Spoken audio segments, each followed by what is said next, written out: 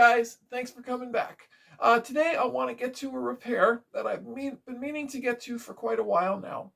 So I really like the post-war steam locomotives. They're my favorites. I love the smoke chambers. I love the whistle tenders. I love all the driving rods and everything moving. I just think they're really cool. But that's not to say that the diesels don't have their appeal either. I really like them, and I like the fact that they have horns. So when the horn burns out, it's a bit of a bummer, and it makes for a really boring locomotive. Case in point with my 2350 here. When I got this, the horn was intermittent at best, but I did manage to bring it back to life, even though it was a little bit weaker. Well, she finally pooched out, so I'm going to look at a couple different alternatives to replacing the horn and share it with you guys and see if you want to do the same thing on one of your locomotives. So let's get into it right now. So obviously the first thing that I went to for replacing the horn was to go online and find an actual Lionel horn, proper replacement. So this is the one that came out of the 2350. But what I found was they're really expensive. And to get an original one, it might not even work when you get it. So for the price that I saw them at, and I mean, sellers had them at different values, but for the most part, they were all over $50, which I just couldn't, and plus shipping on top of that. I just couldn't justify that, taking that kind of a chance. So forget the original one. The next option that I saw that was the cheapest, other than going, which will just make people look at you weird. The next option that I found was these little piezo or whatever they're called. So for the $4.95 that this cost, and it still runs off the 1.5 volt battery that originally came in the locomotive, I thought I'd give it a shot. So just to let you guys know what this one sounds like, I'm going to hook it up to a battery right now and let you hear it. So here's the buzzer, and here's the battery. The same kind of battery that would fit inside the battery housing in any of the locomotives, the Alcos, the F3s, my 2350, FM, Trainmasters, all of that stuff. But this is what you get when you buy this horn.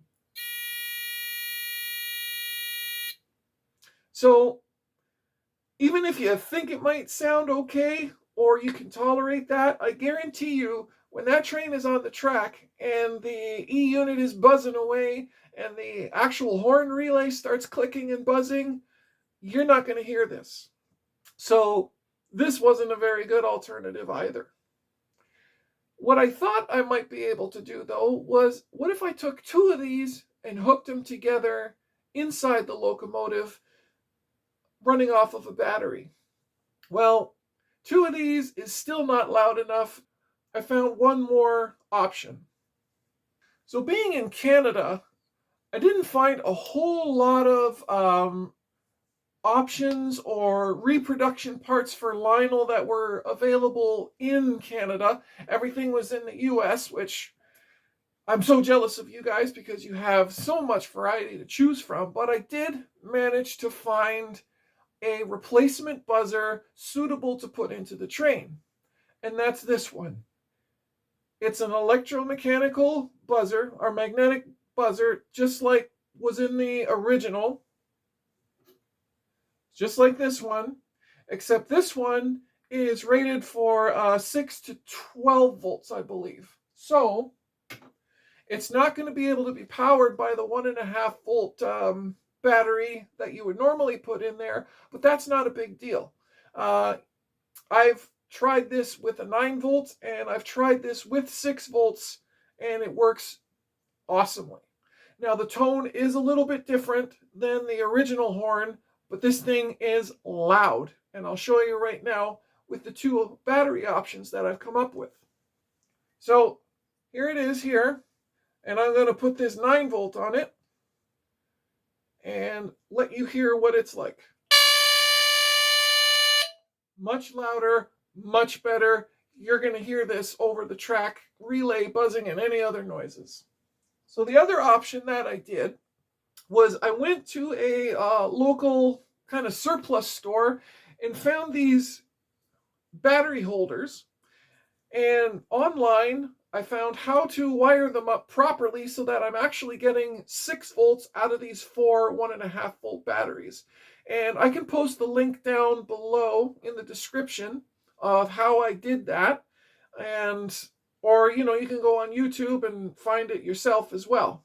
So with these ones hooked up to this, you get the same result, which is really cool, I think. Works just as well. So this configuration or the 9-volt battery will both fit into the bodies of the trains, no problem. So what we're going to do right now is I'm going to go and rewire the 2350 with this horn. So we have the 2350 on the bench, and I've already taken the screws out of either side of the frame and shell, so we can take this off now. Put it over there. So as you can see, this is how I know that the 2 piezo buzzers aren't loud enough. I've already hooked these up before I made this video, tried it out. They just don't have enough volume to get above the sound of the tracks and the buzzing E-units and whatnot, so they just don't work. So we're going to take these out and we're going to hook up our proper buzzer and a proper power source and see how well that works. There we go. So I'm just going to unsolder these joints, take these 2 off, and get going with putting in the new horn.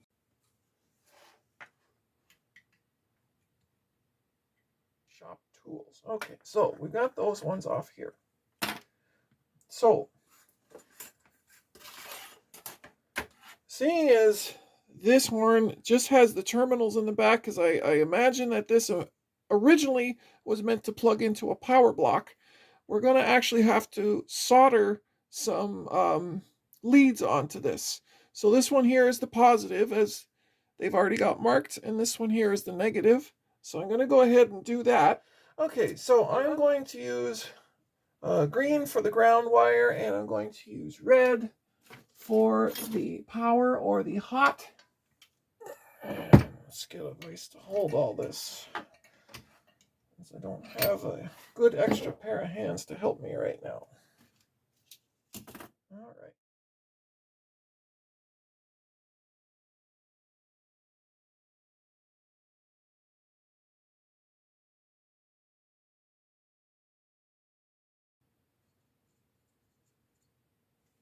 There we go.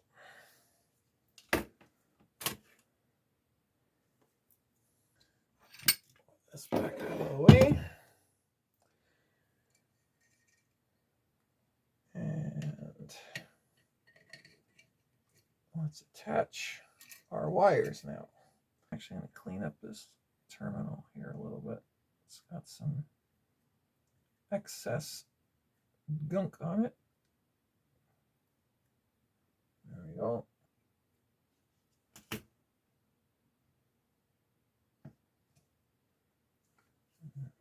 Same with the ground.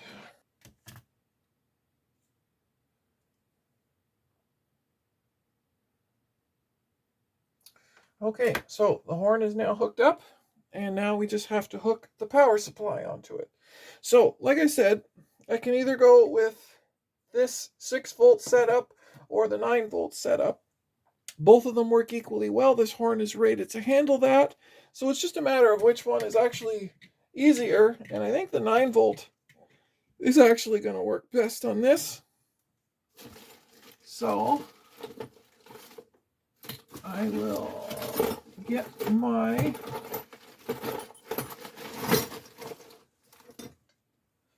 this thing, whatever it's called, and as I said, we are going to connect the hot right to here, and the ground will go over to the ground connection with everything else. So what I'm going to do is I just want to give this a quick little clean. Just clean a nice little spot there. And I will solder the hot to it.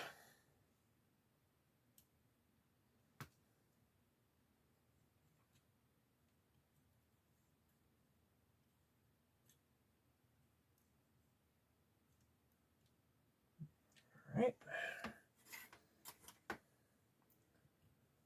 And connected. Next over to the ground. More than enough solder on this to cover. There we go. All right, so we have our battery hooked up. Slip that into there. And we can just trigger the relay. And there we go. So I'm going to throw this on the track and apply power to it. And we'll see how it functions in real time. Also, this still does have the adjustable screwlet. The other one did, the original one. So you can work on your tone if you want to with little adjustments. So this one too also is still higher pitched than what the original one was. But, I mean, for the money that I've saved and it actually still makes it completely functional, I'm not overly concerned about it. One quick little thing I wanted to point out about the video that I didn't mention while filming it was I realized there isn't a bracket holding that horn in right now. I'm still trying to figure out the best way to set something up to mount the horn in there solidly on the frame. So for right now, it's just kind of floating around on the frame and being held in place by the actual shell itself, which, as you'll see in the when it gets on the test track, seems to work fine. As soon as I figure out the best method for putting a bracket on that horn, I'll make another video showing that one as well. All right, back to the video. What I might want to do though is put some electrical tape on top of these terminals so they don't short out against something else. And then I think we'll be ready to go for our test run.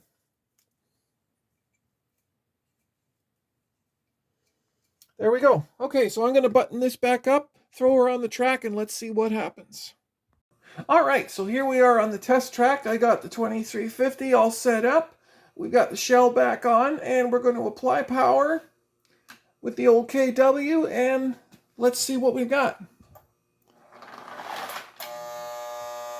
And horn test 1. Works perfectly.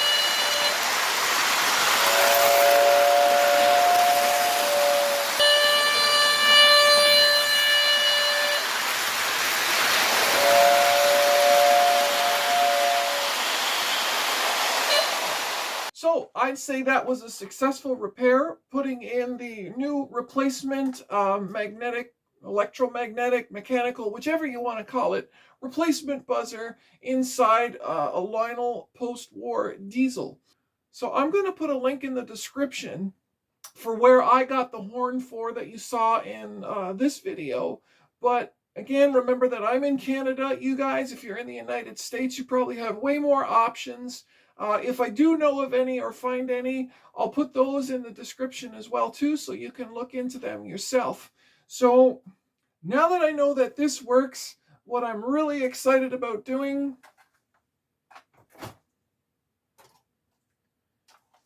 is putting the horn back in my 2338. Now, if you guys remember from the unboxing video or the repair video of getting this thing running, you'll know that it's been gutted on the inside. It has no bracket, no relay, no horn. So I'm really excited to get the horn back in this one and send it around the tracks too.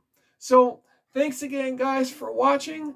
Please don't forget to hit the notification bell and subscribe, and I'll see you on the next video. Bye now.